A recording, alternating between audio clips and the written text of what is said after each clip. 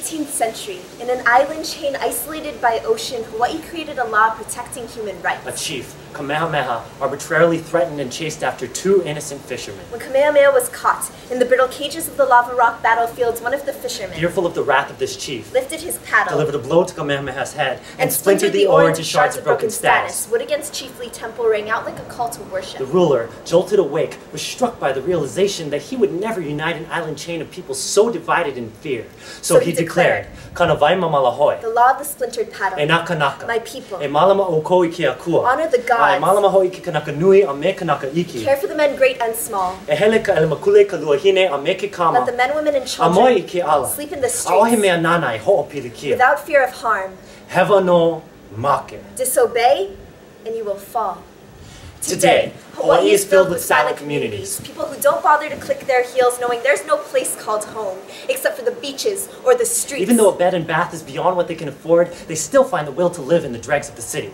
On November 23rd, the Asian Pacific Economics Cooperation, APEC, is honoring our islands. With their money and expectations for paradise. The state governor has started a citywide sweep of the homeless to keep them in the dustpan outside the public periphery and make sure they are gone in time for the APEC conference. Human rights are bad for business. In Honolulu, the city named fifth meanest to our indigents, homeless communities are seen as crime sites. Their survival is second-degree trespassing, and the city's priority is to hide these public eyesores to keep tourists and business leaders interested. 21 fiscal powers are uniting to discuss fair policies and cooperation. In their shadow, 2,100 powerless are subject to unfair policies and arrested for not cooperating. This game of blackjack has just dealt them an eviction notice, so they will forever be wild cards. The police wear the splintered paddle coat of arms in the center of their crest. But now, it's nothing more than a logo for the tourist industry's largest private security company, the Honolulu Police Department. The road to hell is paved with good publicity. And the state has put all of their resources into covering up these human-shaped fractures.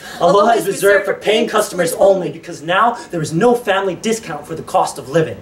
How many paddles will it take to splinter this nightstick mentality? How do we convince our government to consider these people human? E naka naka. Don't forget the people. E malama o koi ki akua. We can't continue to sell our culture at the expense of those who can't afford it.